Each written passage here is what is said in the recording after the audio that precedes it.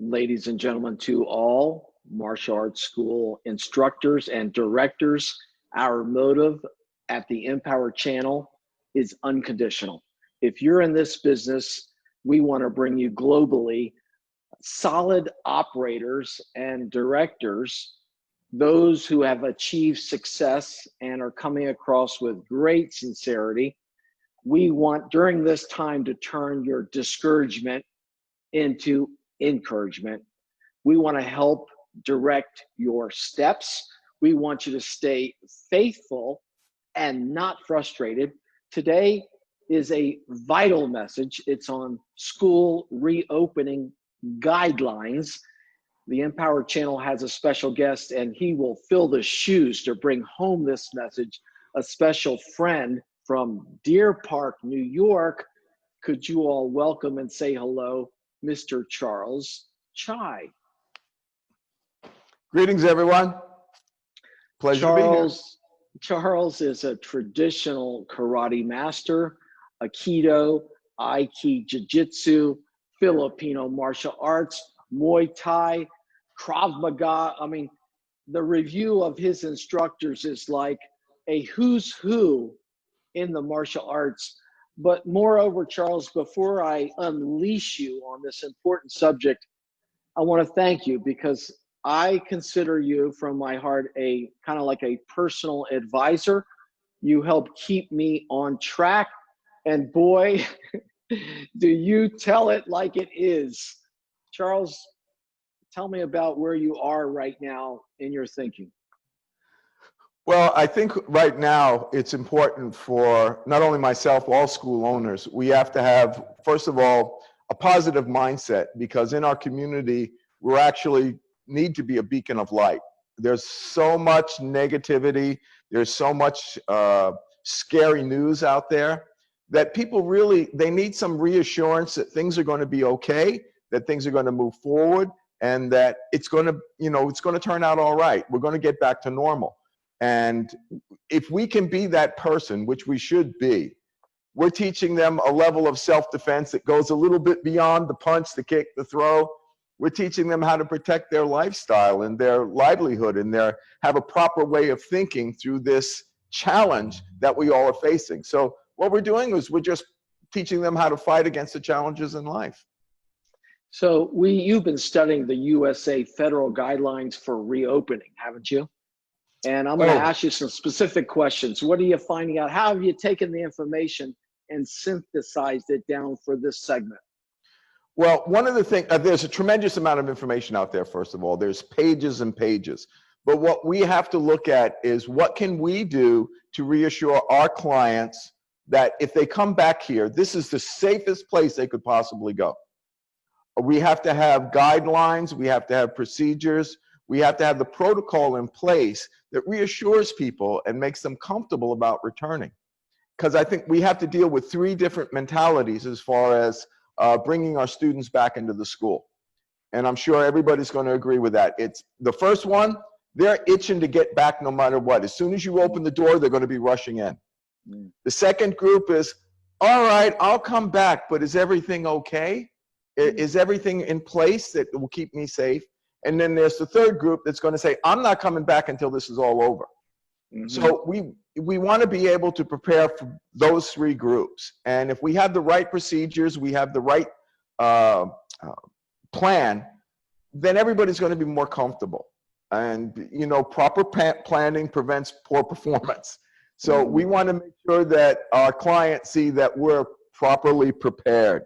We have everything under control, and that this is the safest place that they could possibly go in the community. Beautifully. And it's big that you talk about in your remarks today about student and parent interpretation of your preparedness. Is that right? That's the most important part, because it's not what I think, it's what they think. And we have to be particularly sensitive to those people that they might have lost a loved one during this challenge.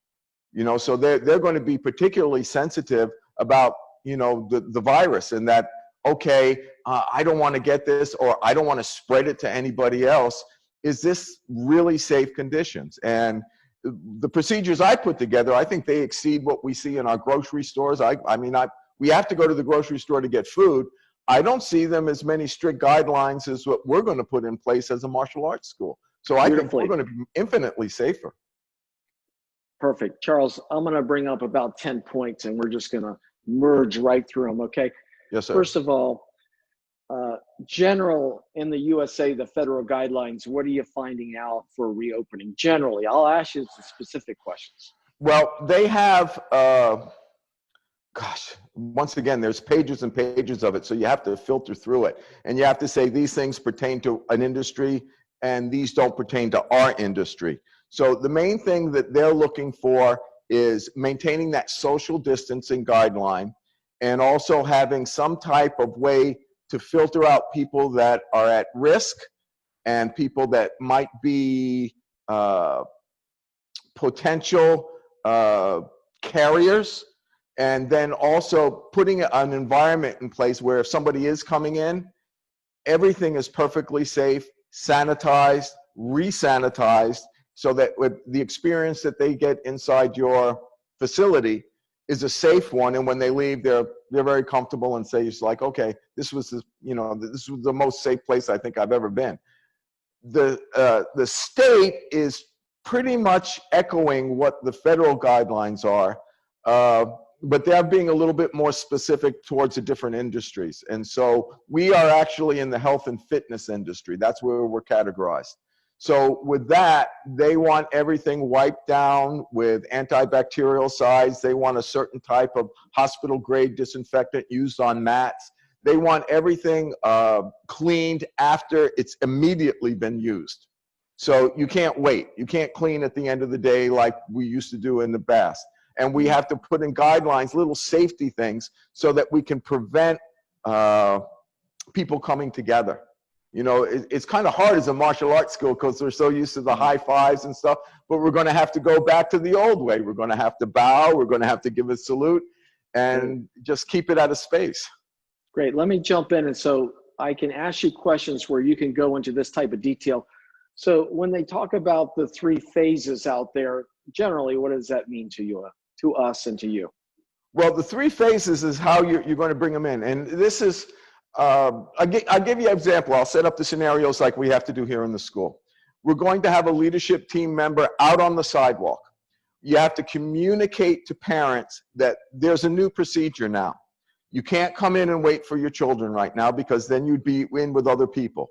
Drop them off at the sidewalk. So we're going to meet and greet them there. Is everybody okay? Does anybody in your family have any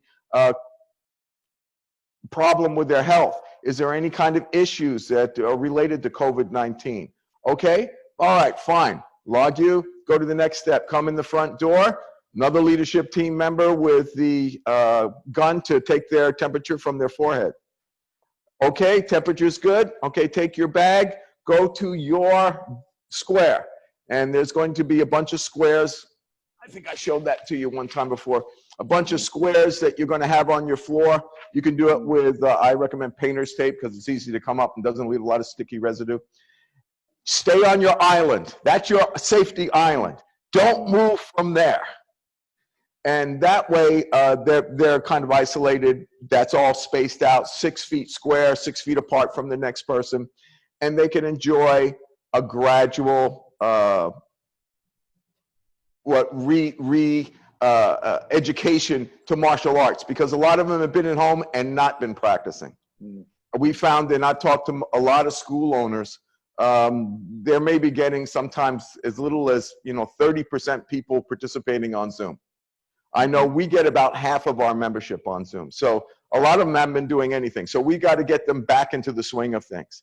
We're going to have to shorten classes because once class is over, we have to release them one at a time so that they go out without running into someone else. Then we have to disinfect the floor. And then we'll start one at a time, bringing in the next group. Now we have 2 decks, one on this side, one on the other. So our front door is for deck 1, the back door is for deck 2, so they don't run into each other. So that allows us to maintain that social distancing protocol that the feds and the state want. Now, slowly, that's what we call the non-contact stage. Mm. We don't want anybody to really touch anybody else. Even correction by the instructors is going to be more just verbal. We're not going to go over and touch anybody. Now, after we've done that for a period of time, we can go to stage 2, where we have what we call a minimal amount of contact, which means maybe they'll hold clapper paddles or focus mitts for each other. And that would be the second stage. And then finally, the third stage, they can get back to where they're doing self-defense technique, grappling on the floor, and pretty much the way it was before this all happened. But you have to separate those stages and gradually go through it and then see what happens. And you're talking about safety first, really. You're getting out the message way ahead of time that you're putting an emphasis on safety and precaution and prevention of anything that could happen. How do you feel about students wearing masks or your instructors wearing masks? What's your thought? Well, I would encourage it by the instructors. I know there are some people that says, well, how can you work out with a mask? You're not going to be working out that hard. If you've got the N95 mask that really covers you, it is hard to breathe. I tried jogging with one the other day. It's difficult to breathe once you get going. But the other masks that just kind of cover to, keep the spit in, so to speak, I think those are fine. You can still breathe with those, and you could always pull it down and take a breath and put it back up. But we want to, you know what it comes back down to, and this is something that I think a lot of people need to really remember. It's our ethics in this. We're martial artists. We're trying to teach people to be doers of good. We're like superheroes. We wear a uniform. We fly through the air with sidekicks. We're the good people. We have to think of what are we doing for our clients? Are we putting them at risk? And that's the last thing I want to do. I know some school owners that they completely closed down their school and said, hey, this is so bad, I don't want to put anybody at risk. But then again, on the other note, now you've neglected your students. You haven't given them something that they need, which is to exercise to stay healthy. So in caring, you kind of wasn't caring. So we want to be able to care for them and get them back into shape and start to get them into a positive mindset through the teaching of martial arts. But on the same note, I don't think I could sleep at night if I thought I was responsible for someone getting this. And so I want to make sure that we can maintain every level of safety we can to prevent anything, happening in the negative. Tell me about communication. How do you want to communicate prior to opening and during opening and after opening?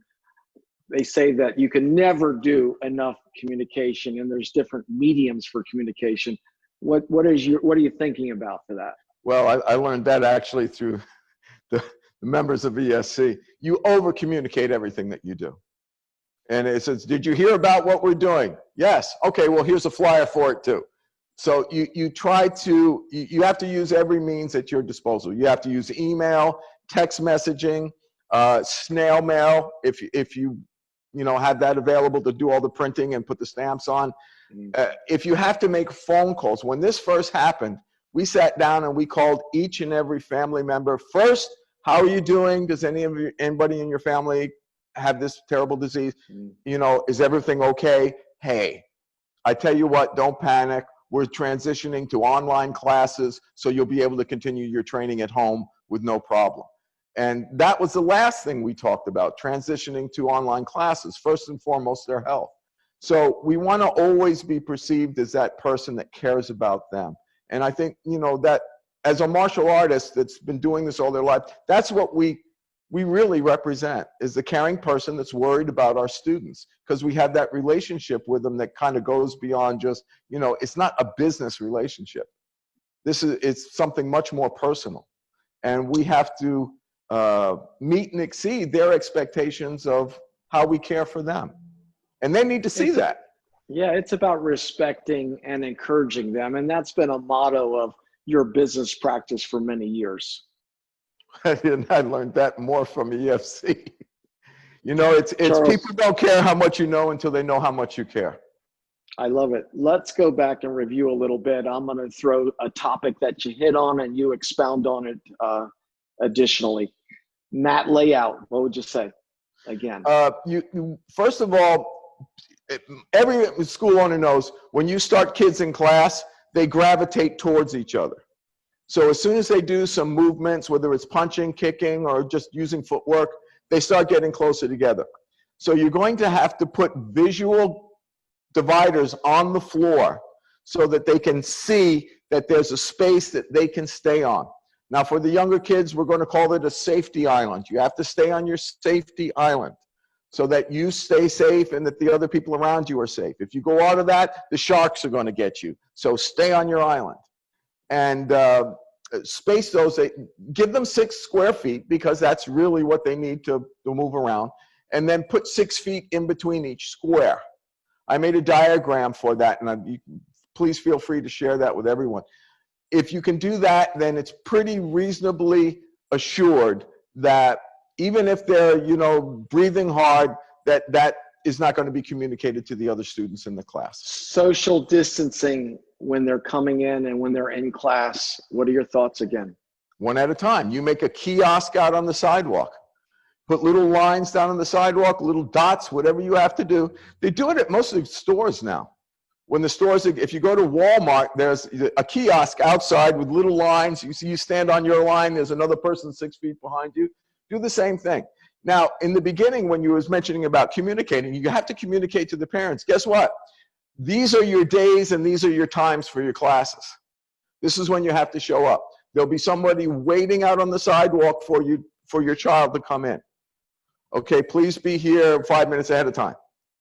We're going to greet them, log them in, because we're not going to let any of the students handle cards or buttons to log in.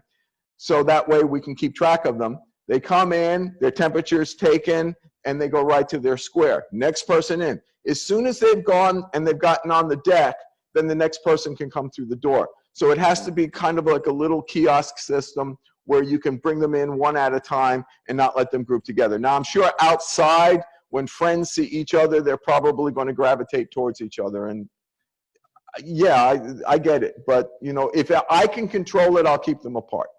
And for clarity, how many stations do you have upon the entry procedure for a student? Well, the first station is the meet and greet out of the sidewalk. Second station is at the door to take their temperature. And then the third station is getting them out onto their island, their safety island. Now, there's only going to be, excuse me? When they leave? When they leave, it's just the reverse. In between each class, when we're sterilizing also, we're going to take the temperatures of the instructors just as a safety procedure to make sure they're okay too. I mean, we have to worry about our instructors, well-being just like we do our students. Mm-hmm. And any additional elevated sanitation protocols?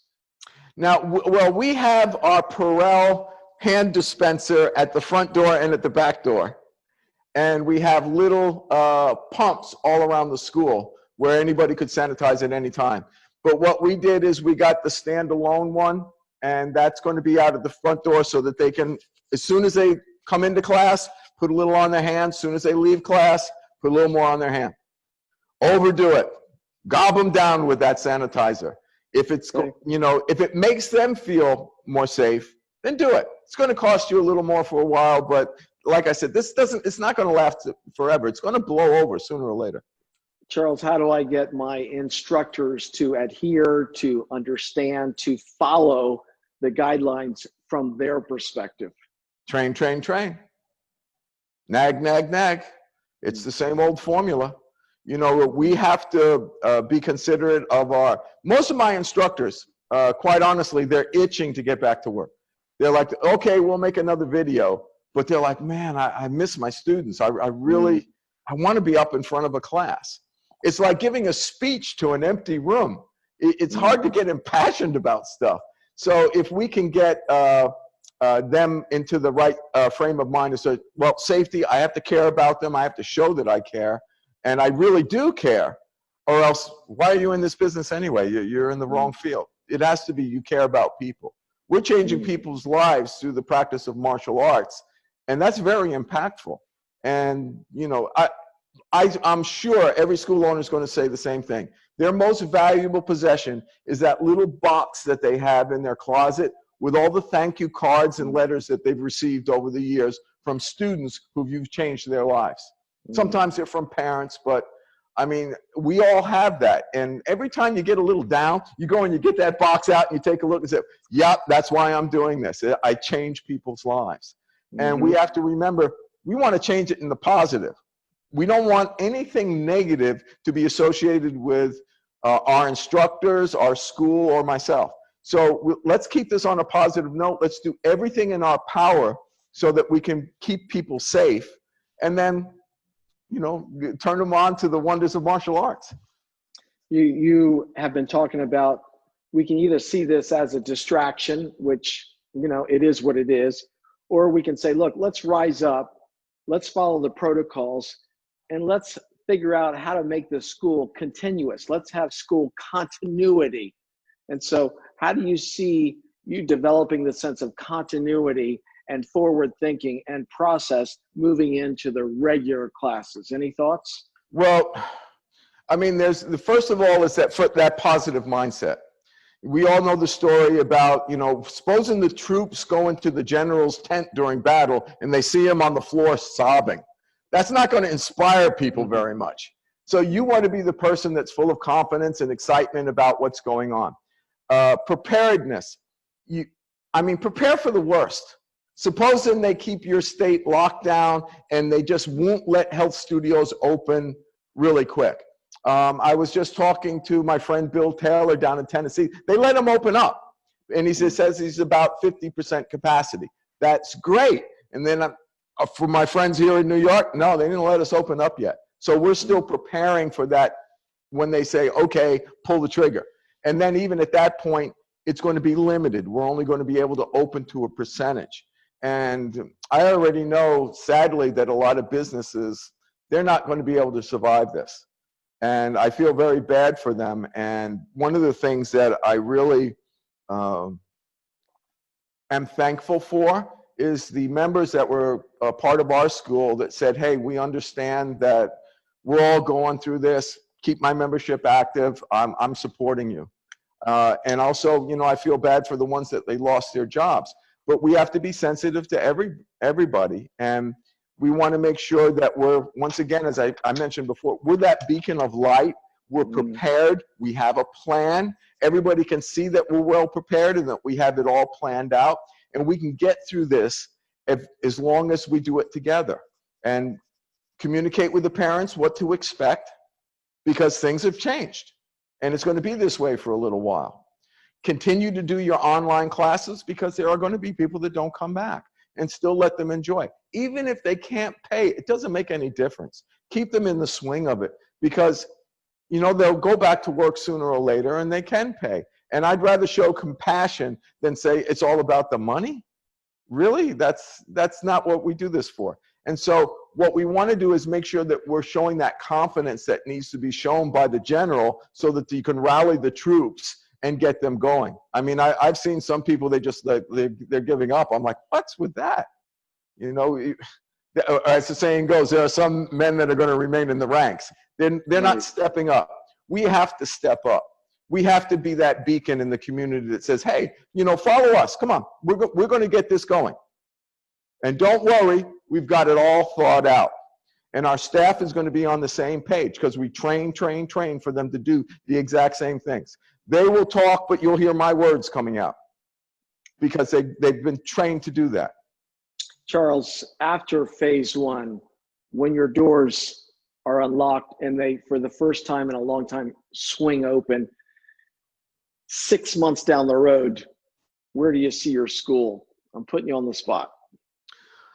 I think there's this, you know, the old saying, when life gives you lemons, you make lemonade, right?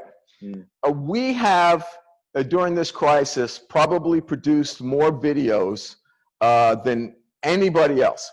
I mean, right now, I think on Facebook, we have about 140, 150 videos. Why stop, and why not use that to our advantage? And what I mean by that is monetize those videos. You've got your curriculum now on video. Find yourself a platform that you can offer those videos for a monetary value for people that might not ordinarily just come into your school, or people that maybe live so far away that they can't come to your school. So what we're in the process of doing now is developing our website to have a secured area where all our videos are stored. And hey, do you want to buy my Yellow Belt course? Okay, for $197, you can buy the course, study all the videos, and when you're ready, make an appointment to come into the dojo, and we'll test you for your Yellow Belt. Brilliant. So I think that's what we all need to do, is we have to say, is like, we made these videos, now what do we do with them? Put them on some type of platform where you can, one, offer them to your own students. So you can say, hey, Johnny, you know, you didn't get your technique just right. I want you to go home and study this video, because we want them to practice at home anyway. And then what about marketing for the future with the videos we have by offering it to people who might not normally come into our school? Charles, I've absolutely loved this segment. I think you've been a real giver. I think the martial art community will really enjoy it. The message I got that these martial arts schools, we've got to make every effort to meet and exceed all governmental guidelines. We have to surpass it. And what I got from you is that you want to be the beacon of light. You want to plan so you're ready to go, and you want to be well prepared. In closing, give me one inspirational message in closing to keep me elevated on a high and encouraged. What would you say? What would be your message? You know, there's an old saying in Chinese, nothing very, very good or very, very bad lasts very, very long. How you respond to your challenges in life is a direct reflection of what's really inside. So if I squeeze an orange, what's going to come out? Hopefully orange juice, right? When you're under pressure and you got squoze, what came out of you? Is it something you want other people to see? Is it a good example for your kids? Is that what you want them to emulate when they get older? What you did during this challenge? And I think that we want to, as school owners, we want to look back on that and say, how did I respond to this? Did I do it in a positive way and a negative way? And I can remember in military, they used to tell us, they said, you know, if you're in that foxhole and the bullets start going overhead and things start exploding and you look at the guy next to you and he's crying and just clutching his gun, quickly go over to the next foxhole and get away from him.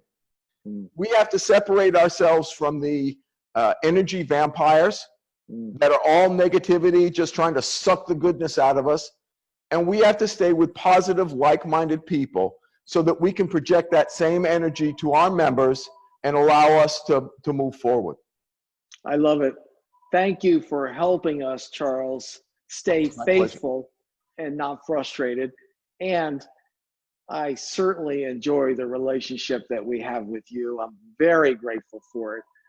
You always tell it like it is, and you're very beneficial to the bigger cause of growing martial arts. And we thank you for that very much. My pleasure, sir. There was a wise old man that always told me the rising tide raises all boats, and I want them all to go up. We'll drink to that. Thank you. Have a good day, sir. Thank you.